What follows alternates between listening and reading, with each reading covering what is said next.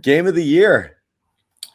Most exciting game, I mean, maybe besides Seattle, I guess. Besides Seattle. As everyone expected, down to the wire with the Jets. Two quarterbacks just slinging it. And that's what we had. This post-game analysis could have gone 40 different ways, but let's draw from the positive here. Terrific win for the Patriots, who were down 10, had to come back. Jets, we'll argue about or question whether or not any of this was intentional on their part, but certainly some really bad decision-making and bad play calling on their last two possessions, even putting the Patriots in position to tie the game and then ultimately take the lead. They do. They win on a 51-yard Nick Folk field goal. Season is still kind of alive as the Patriots improve to 3-5. Jets go to 0-9 into Trevor Lawrence land. So just Evan, your initial thoughts here. Well, I thought that was the best game we've seen Cam Newton play as a Patriot so far.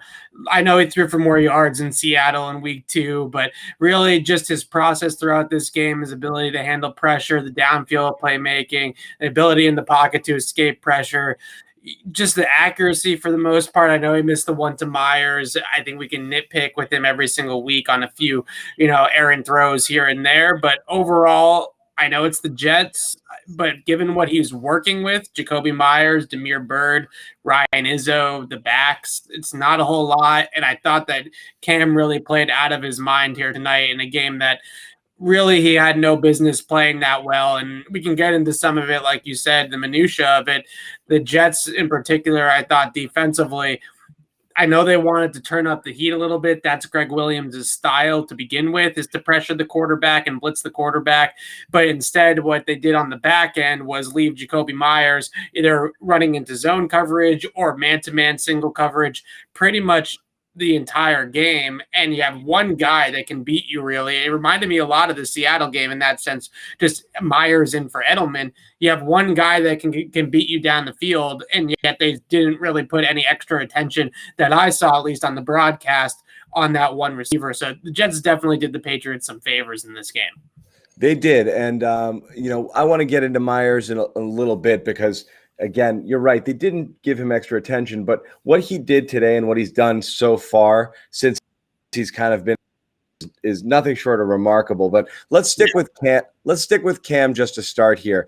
Now, Josh McDaniels, there was reports prior to the game that we'd see some new wrinkles here with Cam. I didn't. What did you see? Same exact thing that we all. I didn't see a thing. Definitely no new wrinkles, and I think the broadcast really got caught up on that point that McDaniels brought up and just continuously brought it up and was like, oh, where's the new thing? Oh, there's maybe a little bit something new. Under center, 21 personnel, play action off of that. That's the Patriots offense. It's been that way for 20 years. It's going to continue to be a lot of that. I think that last week against Buffalo, when they actually put Cam in the shotgun more, moved the pocket more, that game plan to me was more, outside the box than this one was. This was pretty standard stuff. This was a very straightforward, right. There was nothing. And again, don't put it past the Patriots, for a little misdirection, subterfuge, whatever you have. But this looked just like any other Patriots game. The disturbing thing here was, again, the offense played relatively well, how close this game was. And I think obviously a lot of this had to do with just how poor the defense was here, allowing Joe Flacco and the Jets to just run it up and down the field. A really, really rough day for J.C. Jackson. Certainly Jason McCourty had a couple of plays there as well, with a pass interference and a touchdown as well. With Gilmore out again, you do have a massive trickle down here. You wonder if Gilmore's out there, whether they get away with any of that. Perryman's probably on lockdown, and very little of this happens. So you don't want to attribute it all to one player. I find it very hard to believe the Jets would have been able to move the ball up and down the field vertically the way they did if Gilmore was in this game. Yeah, so the one thing that I think that J.C. Jackson can sometimes be susceptible to is guys beating him at the line of scrimmage and then not being able to recover once he is beat at the line of scrimmage because he doesn't have great speed over the top. Guy like Gilmore, he's so fluid and he's so fast, and I know Gilmore is the best cornerback in the game, so it's not fair to compare. But he can make up for it. Right, so if he gets beat at the line of scrimmage, he flips his hips, he turns and runs and gets on his horse and is able to get back in the play. But without that sort of skill against a guy like Perryman who can really beat you over the top and has some serious speed, if you lose at the line of scrimmage against that type of guy as J.C. Jackson, it's really difficult to recover. So the one thing I thought was surprising out of J.C. in this performance was how poor his technique was on both of those plays, both of the touchdowns that he allowed. The second one, I don't think I've ever seen J.C. get off balance like that and just fall over. When he slipped, right? Yeah, that's just not really typically anything that we see out of him. But again, he's the type of corner that wants to smother you at the line of scrimmage before you even get into your route. He wants to get his hands on you. He wants to be physical.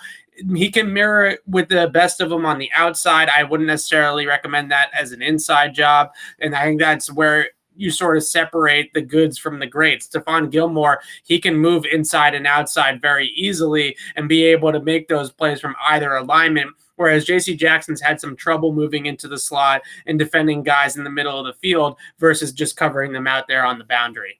Yeah. Obviously, JC atoned for it to some degree with that, the Willie Mays interception there, which was huge, which they needed to get back in the game. And again, just baffling play calling and decision making by the Jets there, where if they run some clock, they can really make things difficult. And just to throw it up there like that again, maybe got a little cocky. They'd had so much success going downfield, they went for a kill shot.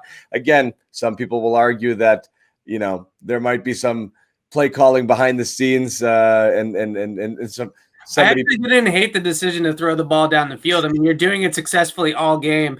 And the one thing that, the analytics crowd will definitely tell you is the worst thing that you can do there is get super conservative and just run it on 1st and 2nd down and put yourself in 3rd and 8 or 3rd and 9. Now, granted, the Patriots run defense might have given up more than just a couple of yards on 1st and 2nd down, but that's really what the defense is keying on. So I don't mind the opportunity to go down the field. I actually kind of thought, looking at it on the broadcast, it was sort of a busted coverage by the Patriots, and that was the decision to throw the ball down to the deep post, I think, was more the questionable thing than necessarily taking a shot there. It looked like it was JC sort of thought it was an inverted cover 2, but Devin McCourty didn't actually take the flat. So the tight end was wide open on the flat. They pointed that out in the broadcast. That's one of those plays where if you're Joe Flacco, you have to see that two guys are converging on the post and there's a wide open guy in the flat, and you just kind of take what the defense gives you. So he definitely got greedy and went to the well a little bit, one too many times. But as the play caller, I think you're hopeful that he sees that the post is covered and works his way to the tight end in the flat and just takes the easy throw.